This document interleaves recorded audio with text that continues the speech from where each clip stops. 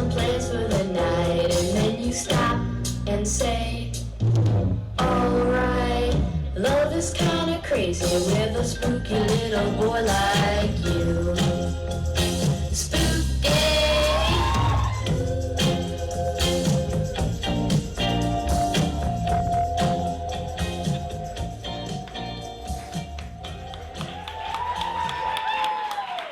My name is Lucas Kadi, but my other name is Babsi Adler.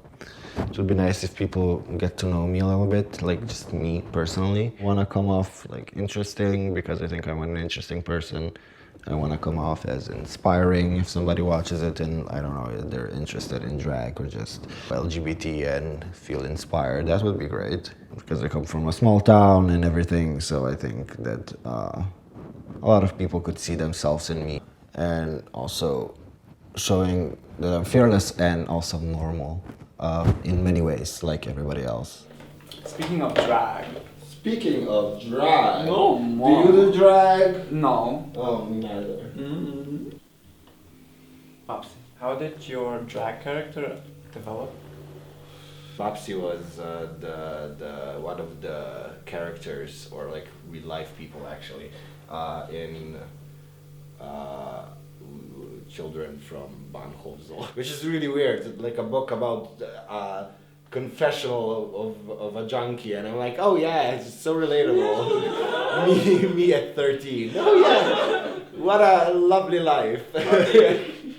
Wish that was me, and like romanticizing it. The first time I was in drag, it was probably in kindergarten when I was dressed as my favorite fairy tale character back then, which was I don't know if there's, I think it's a Slovenian fairy tale, and the literal translation would be Sleepy Star, where the star always late for work because she oversleeps, and then she's sent to Earth and she has gold hair, and like people would abuse that and blah blah blah.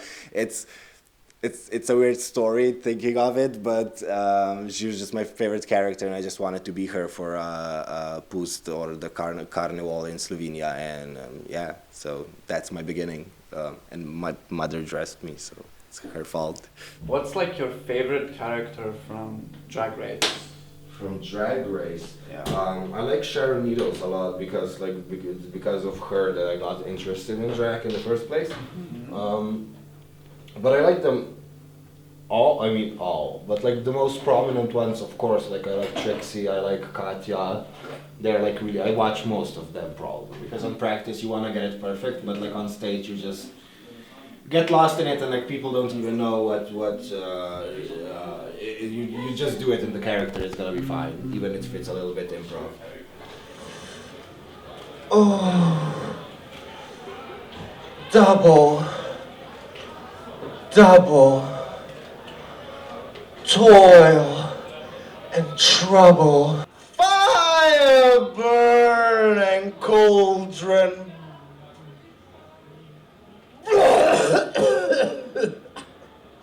I put a spell on you. And now, I put a spell on you. And now you're mine!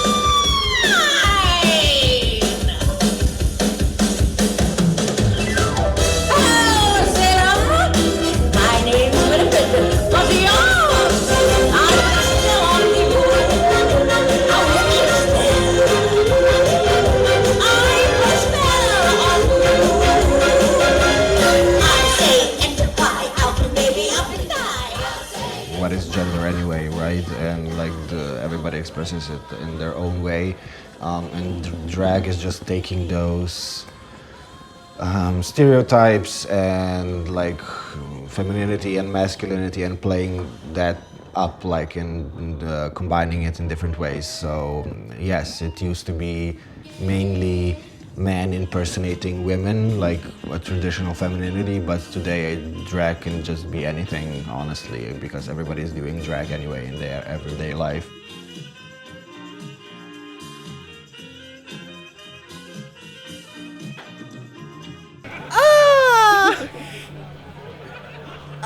Yes. Yes. No, Mr. Killer.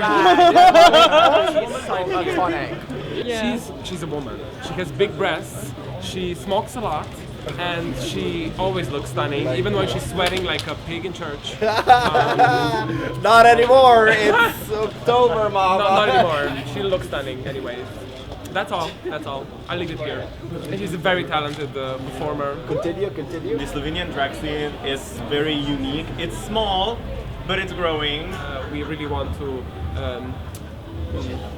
Expand. yes. Expand into new territories like Tui and Kran and Postojnska Jama. Postojna. Yes. You want to see my Postojnska Jama? And how do you feel being queer in Slovenia? Being like gay in Slovenia, I think it's getting better. It's fine now. Especially in Ljubljana, there's nothing different really I mean, most people treat you fine, so it's not a big difference except like microaggressions probably, I don't know. But you get that all the time, so whatever. But like being queer in Slovenia is like not even gay people understand it completely, what queer means, and they think they're queer. Like I mean, it's hard to explain, but yeah, like it's a little bit more tough because nobody really acknowledges like, oh, you're gay, fine, okay, but queer is also a little bit more than that, and like a little bit more in depth. I don't know. Trying to look for words to explain. Do you identify as queer? Yeah. But also like as gay. Yeah. But more as queer. I don't know. It's hard to explain. I feel more comfortable with queer. Yeah, it's just a little bit more descriptive. It's less descriptive, but therefore more descriptive.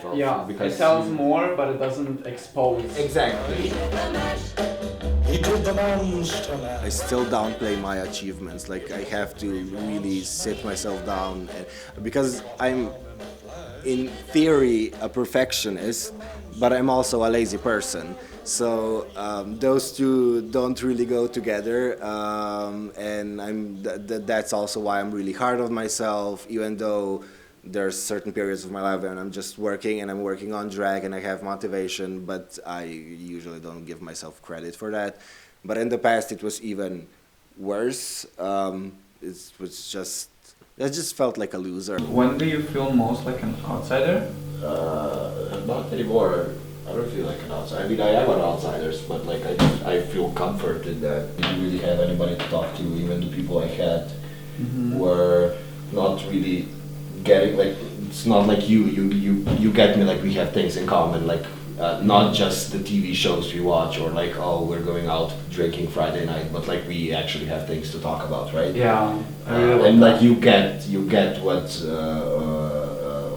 my sense of not just humor, like whatever, and I just didn't have anybody like that in high school.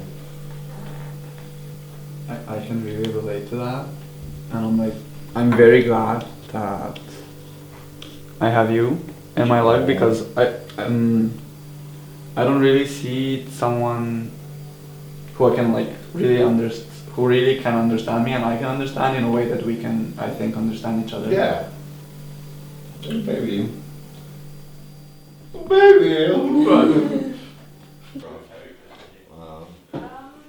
And what's like one